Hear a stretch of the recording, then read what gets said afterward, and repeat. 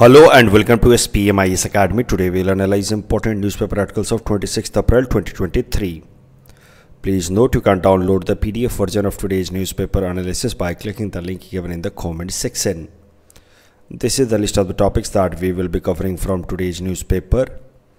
The first article is about earthquake related vulnerability with special emphasis on Assam, and this topic is important from our syllabus GS paper 3 disaster management point of view, also important from our syllabus GS paper 5 Assam issues point of view. तो ज़्यादा focus हम असम पे ही रखेंगे. Earthquake कैसे होता है, क्या होता है, वो तो आप बेसिक ज्योग्राफी में पढ़ते ही हैं. बाकी मैं आंसर राइटिंग के मदद से भी वो एक्सप्लेन कर दूंगा. But let us see some of the major earthquakes that happened in Assam in the past. 1897 में अर्थक्वेक आया था of magnitude 8.7 that caused about 1500 casualties. IIT Guwahati का एक रिसर्च पेपर पब्लिश हुआ था that noted that 1897 earthquake was so massive that a large fissure of about 18 to 30 meter ran parallel to the bank of Brahmaputra river and its various tributaries. फिर दूसरा major earthquake आया था 1950 में that happened on 15th August. Magnitude was 8.5. About 4,800 people were killed. तो अगर कोई भी question आता है मान लीजिए अर्थक्वेक पे इन असम, नॉर्मल भी अर्थक्वेक पे आता है अगर APSC में, तो असम स्पेसिफिक तो आपको लिखना ही है. वहाँ पे आप ये दोनों मेजर अर्थक्वेक को ज़रूर मेंशन करेंगे. यू सी 1897 वाला अर्थक्वेक उसका रिप्रेजेंटेशन है यहाँ पे. नॉर्मली असम में अर्थक्वेक की वल्नरेबिलिटी क्यों होती है वो आप ऐसे रिप्रेजेंट कर सकते हैं. एक तरफ बांग्लादेश है, ये माइनर फॉल्ट की हम बात कर रहे हैं, माइनर फॉल्ट लाइन की बात कर रहे हैं. तो इंडियन क्रस्ट और बांग्लादेश का जो क्रस्ट है वैसे तो एक्सटेंशन में देखा जा सकता है, but there is a minor fault line जहाँ पे एक तरफ ओल्डहम फॉल्ट है और दूसरी तरफ दाउकी फॉल्ट है और बीच में शिलोंग प्लेटू है. तो यहाँ पे कभी कभार बिकॉज ऑफ इंटेंस प्रेशर ये मूवमेंट होता है across these fault, Oldham fault and Dauki fault, जिस कारण से शिलोंग प्लेटू ऊपर नीचे जाता रहता है. That causes earthquake. तो इसी कारण से 1897 में मैसिव अर्थक्वेक आया था. बात की जाए असम की, या तो आपको पता चलेगा कि पूरा का पूरा असम जो है वो जोन 5 में है of categorisation of Bureau of Indian Standards as far as earthquake vulnerability is concern. देखिए पूरे इंडिया को 4 जोन में डिवाइड किया है BIS ने. Zone 1 zone 2, 3, 4, 5. जोन 1 है नहीं. तो on the basis of the vulnerability and the possibility of the intensity of the earthquake India के अलग अलग लैंड एरिया को 4 जोन में डिवाइड किया गया. जोन 2, 3, 4, 5. 1 में किसी को नहीं डाला गया क्योंकि 1 वुड बी एक्सट्रीमली सेफ और ऐसा कोई भी लैंड है नहीं. Zone 2 is low risk zone, यहाँ पे zone 3 is moderate risk, zone 4 is high risk zone and zone 5 is very high risk zone जिसमें पूरा असम आता है. असम की अगर बात की जाए तो हम वेरी हाई रिस्क जोन में क्यों आते हैं? Because we lie, entire Assam lie on the plate boundary region. एक तरफ से इंडियन प्लेट है और दूसरे तरफ से यूरेशियन प्लेट है और दोनों एक दूसरे में कन्वर्ज कर रहे हैं. और ये जो कन्वर्जेंट जोन है जिस कारण से पूरा का पूरा हिमालय बना है, उसी के प्रॉक्सिमिटी में पूरा का पूरा असम स्टेट प्लेस्ड है and that places Assam in zone 5 region and making it vulnerable to high intensity earthquake. अभी 2021 में आई थिंक 2021 में मैसिव अर्थक्वेक एक बार फिर आया था असम में. तो असम के अंदर अर्थक्वेक आने से क्या वल्नरेबिलिटीज़ हैं, क्या रिस्क हैं, वो ज़रा देखते हैं. According to Assam state disaster management authority, high population and poor quality and ill maintain infrastructure, low quality building stock and low resilience of the high density society. तो हमारे यहाँ पे कैसा है कि पुअर इंफ्रास्ट्रक्चर से हमने बिल्डिंग बना दी है, पुअर मटेरियल से हमने पुअर मटेरियल से हमने काफ़ी हाई डेंसिटी वाले बिल्डिंग्स बना दिए हैं, एक पर एक हमने पॉपुलेशन सेटलमेंट कर दिया है. तो उस कारण से अर्थक्वेक से होने वाला जो कैटेस्ट्रॉफी है उसकी पॉसिबिलिटीज़ काफ़ी ज़्यादा बढ़ जाती हैं. लो quality building stock and low resilience of high density society increases the risk and poor urban infrastructure is often designed and constructed without satisfying minimum safety standard. क्या सजेशन है? ये मेरे सजेशन नहीं है, Assam state disaster management authority के. इसलिए आपको सीधा सीधा अगर रट लोगे और आंसर में लिखोगे तो that will help you in fetching marks. इसीलिए मैंने सीधा सीधा आपको पढ़ के बताया है. वहीं से ये भी सजेशन आया, what should be done, state building standard norms should be enforced. अपने स्टेट आसाम का बिल्डिंग स्टैंडर्ड है उसको स्ट्रिंजेंट तरीके से इन्फोर्स करने की ज़रूरत है. और जिन जिन बिल्डिंग्स में अर्थक्वेक के दौरान क्रैक्स आए हैं उन बिल्डिंग्स की प्रॉपर इन्वेस्टिगेशन होनी चाहिए, और अगर पता चलता है कि उसमें क्वालिटी मटेरियल नहीं लगाया गया या सही स्टैंडर्ड को फॉलो नहीं किया गया तो बिल्डर्स का लाइसेंस भी कैंसिल कर देना चाहिए, ऐसा यहाँ पे सजेशन है। और उसके अलावा जो स्टेट डिजास्टर रिस्पॉन्स फंड है फॉर अर्थक्वेक इन असम और एनी अदर सिमिलर डिजास्टर्स इन असम, उसका प्रॉपर यूटिलाइजेशन किया जाए। अब ये प्रैक्टिस क्वेश्चन है, 15 मार्कर का प्रैक्टिस क्वेश्चन है। Explain the reason of frequent earthquakes in Indian subcontinent, what measures can be taken to mitigate their impact, explain with special emphasis on Assam. तो मैंने यहाँ पे पूरा आंसर लिखा नहीं है, सिर्फ हिंट्स दिया है। अर्थक्वेक क्या होता है, shaking and trembling of earth surface caused by seismic waves, मोटा मोटा अर्थक्वेक को दिखा दिया है मैंने यहाँ पे, फॉल्ट लाइन दिखा दिया, ईपी सेंटर दिखा दिया, फोकस दिखा दिया, सेस्मिक वेव चारों तरफ जा रहे हैं वो भी दिखा दिया। अर्थक्वेक की वल्नरेबिलिटी, कुछ डेटा अगर आप कोट कर पाए तो हमेशा अच्छा रहता है। तो इंडिया में अर्थक्वेक के कारण होने वाली vulnerability, earthquake disaster risk index EDRI कहता है कि 56% of India's area is vulnerable to heavy earthquake. Factors, natural factors हैं, मैन मेड फैक्टर्स हैं। नेचुरल फैक्टर में एक तो है यूरेशियन और इंडियन प्लेट का कन्वर्जेंस, दूसरा है sea floor displacement and volcanic activity beneath Andaman and Nicobar island, और तीसरा है fault line across block mountains of Vindhya and Satpura. Man made factor behind earthquake तो हैं ही, माइनिंग की एक्टिविटी, डैम या रिजर्वायर के कारण कभी कभार मैसिव प्रेशर बिल्ड होता है that can lead to earthquake and haphazard human development. तो नेचुरल फैक्टर्स के कारण 3 एरिया जो हैं सबसे ज़्यादा वल्नरेबल हो रहे हैं अर्थक्वेक के कारण। एक तो ये यूरेशियन और इंडियन प्लेट का कन्वर्जेंस जोन, उसके अलावा ये ब्लॉक माउंटेन विंध्या सतपुरा वाला ब्लॉक माउंटेन वाला रीजन, यहाँ पे भी अर्थक्वेक आने की पॉसिबिलिटी है, एंड अंडमान निकोबार में वोल्केनिक एक्टिविटीज़ के कारण। आसाम स्पेसिफिक वल्नरेबिलिटी की बात की जाए तो पूरा का पूरा Assam zone 5 of BIS classification में आता है। आसाम के अंदर क्या वल्नरेबिलिटी है, तो एक तरफ इंडियन प्लेट है जिसका आसाम हिस्सा है, फिर शिलोंग प्लेटू और बांग्लादेश प्लेटू, ये ओल्डहम फॉल्ट है, तो यहाँ पे मूवमेंट्स हो सकती हैं जिस कारण से आसाम के अंदर फ्रीक्वेंट अर्थक्वेक्स आते रहते हैं। और मेजर अर्थक्वेक 1897 और 1950 में आ चुका है ऑलरेडी। इम्पैक्ट, ये सब बेसिक चीज़ें हैं, मुझे जनरल आइडियाज़ लिखे हैं कि इम्पैक्ट क्या होता है अर्थक्वेक से, damage to life and property, landslide and all, देख लीजिएगा। सॉल्यूशन क्या हो सकता है, जनरली है, कोई खास है नहीं। उसमें एक स्पेसिफिक बात मैंने कही है कि हम लोग सॉल्यूशन में international conference on disaster risk और डिजास्टर रिजिलियंट इंफ्रास्ट्रक्चर को बेहतर तरीके से यूटिलाइज कर सकते हैं। ये आई होप आपको याद होगा, international conference on disaster resilient infrastructure that was conceptualised by our prime minister Narendra Modi ji. Conclusion में हमेशा कोई बढ़िया डेटा के साथ आप कंक्लूड करें तो अच्छा रहता है।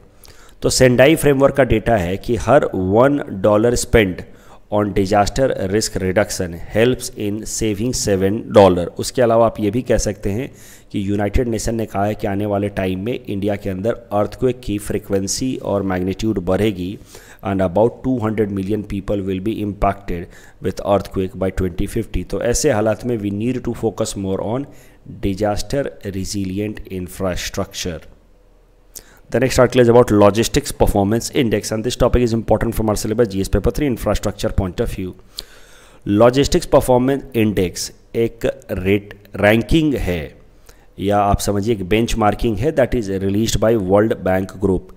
इसमें कैसा है, अलग अलग देशों को रैंकिंग दी जाती है on the basis of their strength और यू में से एजिलिटी इन लॉजिस्टिक सेक्टर, यानी कि कितना स्मूथ या एजाइल उनका ट्रांसपोर्ट सेक्टर है, लॉजिस्टिक्स है, उसके बेसिस पे देश को रैंकिंग दी जाती है। इसमें 6 पैरामीटर्स कंसिडर किए जाते हैं: customers performance, infrastructure quality, ease of arranging shipment, logistics service quality, consignment tracking and tracing, timelines of shipments. You see, ये 6 जो पैरामीटर्स हैं इसको मेंस के लिए रटने की ज़रूरत नहीं है, मेंस में सब काम नहीं आता है। प्रीलिम्स में आजकल काफ़ी स्पेसिफिक तरीके से पूछ रहा है इवन APSC, तो वहाँ ये सब रटना होगा अगले साल के प्रीलिम्स के लिए। बात की जाए इस साल के लॉजिस्टिक्स परफॉर्मेंस इंडेक्स जो हाल फिलहाल में वर्ल्ड बैंक ने रिलीज़ किया है, तो उसमें आप देखेंगे इंडिया की रैंक काफ़ी अच्छी हो गई है। इट इज़ 38th इन और आउट ऑफ 139 कंट्रीज। इंडिया की रैंक लगातार इम्प्रूव हुई है इन लॉजिस्टिक्स परफॉर्मेंस इंडेक्स। इंडिया की रैंक थी 54 इन 2014, जो इम्प्रूव होकर के हो गए 38 इन 2023। तो क्या क्या इनिशिएटिव्स लिए गए हैं जिस कारण से हमारा लॉजिस्टिक्स परफॉर्मेंस इम्प्रूव हो रहा है और जिस कारण से रैंक इम्प्रूव हो रहा है? तो सबसे इम्पॉर्टेंट इनिशिएटिव है प्रधानमंत्री गति शक्ति इनिशिएटिव। देखिए, आंसर लिखने में हमेशा अगर आप उसको कैटेगराइज कर दें अलग अलग सब हेडिंग में तो अच्छा मार्क्स मिलता है। पॉलिसी इंटरवेंशन का एक कैटेगरी दे दिया, उसमें प्रधानमंत्री गति शक्ति initiative, it is a national master plan for multi modal connectivity. In fact प्रधानमंत्री गति शक्ति इनिशिएटिव जो है वो एक सेंट्रलाइज्ड पोर्टल है जिसमें 16 भारत सरकार की ministries including railway, road ministries आपस में कोऑर्डिनेट कर पाएंगी with help of this centralised portal जिसका नाम है पीएम गति शक्ति पोर्टल। और इसी सेंट्रलाइज्ड पोर्टल पे भारत की चलने वाली अभी तक की जितनी भी इंपॉर्टेंट इंफ्रास्ट्रक्चर स्कीम्स थी, जैसे भारतमाला, सागरमाला, इनलैंड वाटरवे, उड़ान, इन सबको सब्ज्यूम कर दिया गया है। पर्पस क्या है पीएम गति शक्ति का? कि लॉजिस्टिक्स कॉस्ट को कम किया जाए, कार्गो हैंडलिंग कैपेसिटी हमारी बढ़ाई जाए और टर्न अराउंड टाइम को घटाया जाए, यानी कि कितने कम समय में ट्रांसपोर्टेशन या लॉजिस्टिक्स को फुलफिल किया जा रहा है उसको घटाया जाए। गति शक्ति स्कीम के अंतर्गत पहले से चल रहा 110 लाख करोड़ का नेशनल इंफ्रास्ट्रक्चर पाइपलाइन प्रोजेक्ट जो शुरू किया गया था फिजिकल इंफ्रास्ट्रक्चर को स्ट्रेंथन करने के लिए, इसको भी सब्ज्यूम कर लिया गया है गति शक्ति में। तो आप कह सकते हैं कि Gati Shakti is now the biggest initiative as far as infrastructure is concern. तो कभी भी इंफ्रास्ट्रक्चर पे सवाल आ जाए तो गति शक्ति तो आपको मेंशन करना ही करना है। उसके अलावा नेशनल लॉजिस्टिक्स पॉलिसी अडॉप्ट किया गया था 2022 में to ensure desired speed in logistics sector. Infrastructure improvements हुए हैं, मल्टी मॉडल लॉजिस्टिक पार्क बनाए गए हैं। मल्टी मॉडल लॉजिस्टिक पार्क में आपको याद होगा, मैंने बताया है, पता भी होना चाहिए, सबसे पहला और बड़ा मल्टी मॉडल लॉजिस्टिक पार्क बनाया गया है आसाम में at Jogighopa. That is country's first international multi model logistic park under Bharatmala project. Dedicated freight corridor बनाए जा रहे हैं Sagarmala ETC. Role of technology में NICDC logistics data service limited develop किया गया है जिसमें RFID बेसिस में ट्रैकिंग की जाती है फॉर फास्ट लॉजिस्टिक्स। फास्टैग्स लगाए गए हैं हाईवे पे। Reduced dwell time. Dwell time क्या होता है? Dwell time is how long a vessel spends at a specific port. तो किसी भी वेसल को किसी भी स्पेसिफिक पोर्ट पे बर्थिंग के लिए या रीफ्यूलिंग के लिए कितना वक्त बिताना पड़ता है, वो है ड्वेल टाइम। तो जितना ज़्यादा ड्वेल टाइम उतना ख़राब आप कह सकते हैं एफिशिएंट, उतना कम एफिशिएंट है उस देश का लॉजिस्टिक्स। जितना ज़्यादा ड्वेल टाइम उतना कम एफिशिएंसी और जितना कम ड्वेल टाइम उतना ज़्यादा एफिशिएंसी। और भारत का ड्वेल टाइम देखिए, भारत के पोर्ट्स का ड्वेल टाइम घट करके 2.6 डेज आ गया है, which is less than that of US, that is somewhere close to 7 days, and if Germany it is 10 days। ये सब डेटा काफ़ी इंपॉर्टेंट है, आंसर राइटिंग में यही सब डेटा आपको मार्क्स दिलाएंगे। तो पीएम गति शक्ति पे ये मेंस प्रीलिम्स प्रैक्टिस क्वेश्चन यहाँ दिया है मैंने, इसको अटेम्प्ट कर सकते हैं आप and you can submit the answer in the comment section. ये मेंस प्रैक्टिस क्वेश्चन है, ये सवाल आया था इंफ्रास्ट्रक्चर से रिलेटेड UPSC 2021 मेंस में। Investment in infrastructure is essential for more rapid and inclusive economic growth. इसमें की वर्ड्स है investment in infrastructure and rapid growth in inclusive economic growth. यानी कि आपको कहीं ना कहीं इंफ्रास्ट्रक्चर की मदद से ये दिखाना होगा कि कैसे गरीबों का या मार्जिनलाइज सेक्टर का भी फायदा हो रहा है with infrastructure development. Inclusive economic growth, ये दो चैप्टर को मिला करके, इंक्लूसिव ग्रोथ वाला एक चैप्टर है और इंफ्रास्ट्रक्चर दूसरा चैप्टर मिला करके UPSC ने सवाल पूछा था। तो discuss this in light of India's experience. मैंने यहाँ पे आंसर लिख दिया है, कुछ इंपॉर्टेंट डेटा दिए हैं। वर्ल्ड बैंक के हिसाब से अगर 1% खर्च किया जाए इंफ्रास्ट्रक्चर इन्वेस्टमेंट पे तो उसका सीधा 1% ग्रोथ पे हमें रिजल्ट मिलता है। GDP ग्रोथ हमारा 1% बढ़ जाता है अगर हम 1% इंफ्रास्ट्रक्चर को बढ़ाएं तो। और इसी कारण से भारत का एम है कि आने वाले 10 सालों में, एक जो अगला डिकेड है उसमें कम से कम $1.5 ट्रिलियन अपने इंफ्रास्ट्रक्चर सेक्टर पे खर्च किया जाए। और benefit of investment in infrastructure, क्या बेनिफिट हैं? एक्सपोर्ट कॉम्पिटिटिवनेस बढ़ेगा, आईकॉर कैपिटल आउटपुट रेशियो घटेगा जिससे प्रोडक्टिविटी या एफिशिएंसी बढ़ेगी, लेबर की प्रोडक्टिविटी बढ़ेगी, एक्सपोर्ट बूस्ट बढ़ेगा, कनेक्टिविटी बढ़ेगा, रिड्यूस्ड ड्वेल टाइम, जो इंडिया का ड्वेल टाइम इतना घटा है that is one major reason इसके पीछे है इंफ्रास्ट्रक्चर का इम्प्रूवमेंट।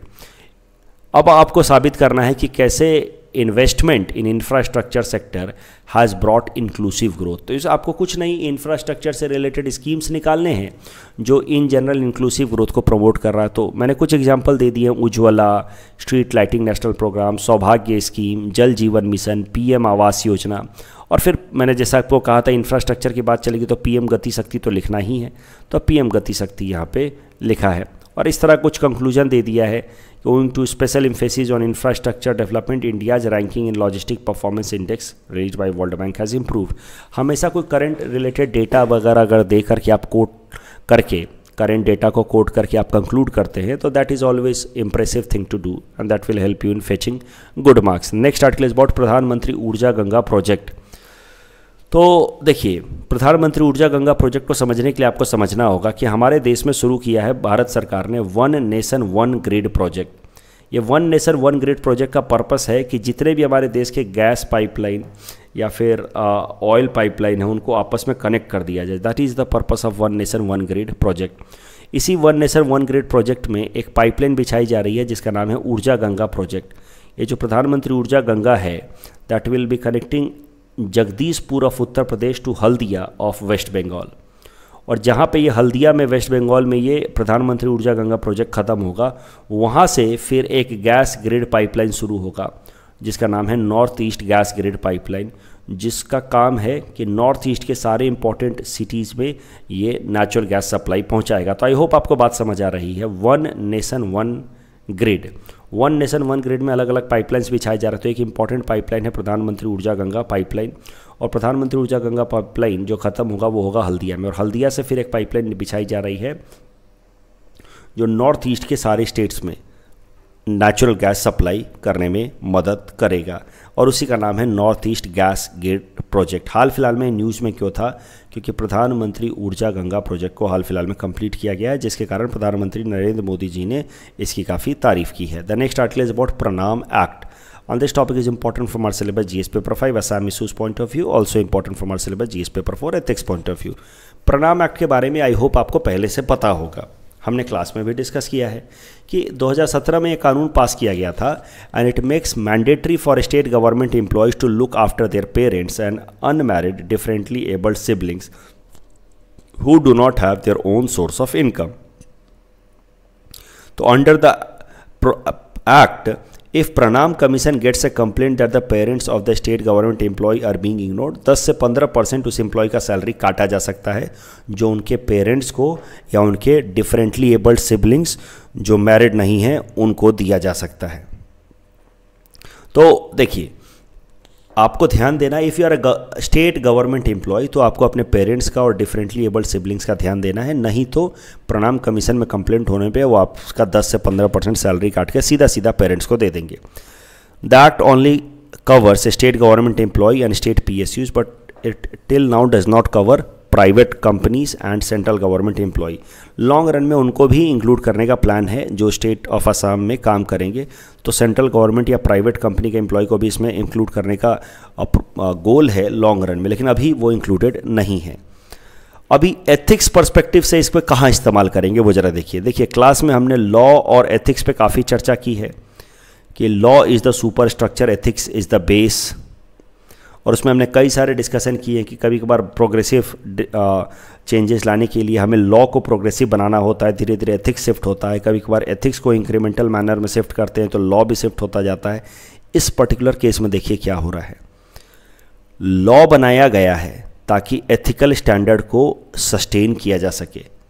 लॉ एथिकल स्टैंडर्ड तो पहले से था ही, माता पिता की सेवा करना, सम्मान करना, ये तो एथिकल स्टैंडर्ड था ही, लेकिन समाज में ये एथिकल स्टैंडर्ड धीरे धीरे डिग्रेड हो रहा है, जिस कारण से लॉ बना करके इस एथिकल स्टैंडर्ड को रिटेन करने की कोशिश की जा रही। तो प्रणाम act is a good example where a law has been created in order to sustain a kind of ethical standard which was there in the society in general, but because of degenerating value such ethical standards are also degenerating, और जिसको ensure कराने के लिए, जिसको implement कराने के लिए अब एक कानून लाया गया है जिसका नाम है प्रणाम एक्ट। इस टॉपिक के बेसिस पे प्रीलिम्स प्रैक्टिस क्वेश्चन हमने आपको दे रखा है। Please attempt this question and you can submit the answer in the comment section. The next article is about Tocklai research institute and this topic is important from our syllabus GS paper 5 Assam issues point of view. तो Tocklai research institute से related basic बातें तो आपको पता ही हैं, 1911 में इसको बनाया गया। टी रिसर्च सेंटर है असम में, टोकलाई इन जोरहट में इसको बनाया गया है। In fact it is oldest and largest T research centre in the world. It does a lot of research and suggest scientific methods of T production. T production से रिलेटेड जो भी टेक्निकल चैलेंजेस आते हैं उसमें ये टोकलाई रिसर्च इंस्टीट्यूट कुछ suggestion देता है। ये पेस्ट को कैसे कंट्रोल किया जाए, तो कैसे बेहतर से बेहतर प्रोडक्टिविटी लाई जाए, ये सब टोकलाई रिसर्च इंस्टीट्यूट सजेस्ट करता है। कुछ इंपॉर्टेंट सजेशन तो टोकलाई रिसर्च इंस्टीट्यूट ने अभी तक किए हैं। एक उसने दिया है बैलोमेट्रिक मेथड। बैलोमेट्रिक method is all about ensuring कि there is a right mix of fine leaf tree with coarse leaf tree. उसके लिए इस तरह के बॉल बियरिंग्स का इस्तेमाल किया जाता है। तो 100 बॉल बियरिंग्स लिए जाते हैं। 100 बॉल बियरिंग मतलब 100 ग्राम बॉल बियरिंग्स लिए गए, क्योंकि एक बॉल बियरिंग का दाम है वेट है 1 ग्राम। तो 100 बॉल बियरिंग्स लिए गए और एक तरफ पत्तियाँ रखी गई। 100 ग्राम पत्तियों को लिया गया, 100 बॉल बियरिंग के बदले में 100 ग्राम पत्तियाँ ही तो होंगी। फिर उनको आपस में सेपरेट किया गया और सेपरेट करने के बाद देखा गया कि उसमें कोर्स पत्तियाँ कितनी हैं, फाइन पत्तियाँ कितनी हैं। और फाइन पत्तियों को फिर देखा जाता है कि वो मिनिमम 55% हैं कि नहीं। ये है बैलोमेट्रिक method given by Tocklai research institute in order to ensure कि मिनिमम 55% तो फाइन पत्तियाँ हों ही। उसके अलावा हाल फिलहाल में सस्टेनेबिलिटी सर्टिफिकेशन प्रपोज किया है टोकलाई रिसर्च इंस्टीट्यूट ने। It has rolled out first ever homegrown sustainability certification to recommend practices for climate resilient tea industry। Important है ये 2022 में न्यूज़ में था, इसीलिए अगर टोकलाई रिसर्च इंस्टीट्यूट पे सवाल आता है तो आप लिखेंगे कि क्लाइमेट रिजिलियंट टी इंडस्ट्री को डेवलप करने के लिए क्या सर्टिफिकेट स्टैंडर्ड होने चाहिए, क्योंकि क्लाइमेट चेंज हो रहा है। उस हिसाब से कौन से टी क्रॉप्स को उगाया जाए जिससे टी की प्रोडक्टिविटी पे सबसे कम असर पड़े, उसको लेकर के एक सर्टिफिकेशन सिस्टम लेकर के आया है Tocklai research institute, sustainability certification for climate resilient tea industry. और करंट न्यूज़ देखिए, अब हाल फिलहाल में टोकलाई रिसर्च इंस्टीट्यूट ने एक ऐसा इंसेक्ट ढूंढ निकाला है जो टी क्रॉप्स में पाए जाने वाले 2 पेस्ट्स को खा जाता है। तो ये इंसेक्ट्स की अगर संख्या बढ़ाई गई तो टी क्रॉप्स के अंदर पेस्ट्स की संख्या घट जाएगी, because this insect can directly eat such 2 pests found in T crops. तो टोकलाई रिसर्च इंस्टीट्यूट पे ऐसा सवाल आ सकता है, write a short note on Tocklai research institute highlighting its contribution for tea industry of Assam. दे दिया है मैंने इंपॉर्टेंट बातें। फैक्ट 1911 में आया, लार्जेस्ट टी रिसर्च सेंटर है, बैलोमेट्रिक मेथड इसका कंट्रीब्यूशन, सस्टेनेबिलिटी सर्टिफिकेशन 2022 में आया, identifies insect that feeds on paste. उसके अलावा कुछ और चीज़ें भी मैंने बताई हैं, उनके वेबसाइट से उठाया है टोकलाई रिसर्च इंस्टीट्यूट के वेबसाइट से। It has developed a coloured sticky trap of thrips for green hopper and white fly, जिससे क्रॉप्स को बचाया जा सके। इस तरह का स्टिकी ट्रैप बनाया है वाइट फ्लाई एंड हॉपर्स के लिए। It has also made establishment of training and research centre for small tea growers and establishment of tea tourism and hub at Tocklai. ये आज का बेसिक मेंस फॉर्डर कंटेंट है, इस पर आपको ज़्यादा ध्यान देना नहीं है, इसको इकट्ठा होते रहने दीजिए। जब 200-250 मेंस कंटेंट हो जाएगा तो फिर मैं आपको अवेलेबल करा दूंगा। आज के लिए जो आप क्वेश्चन सबमिट कर सकते हैं चेकिंग होने के लिए फॉर इवैल्यूएशन पर्पस, ये है पहला क्वेश्चन। अर्थक्वेक वाला क्वेश्चन आप सबमिट कर सकते हैं for evaluation purpose. So that's all from our side for today. Thanks.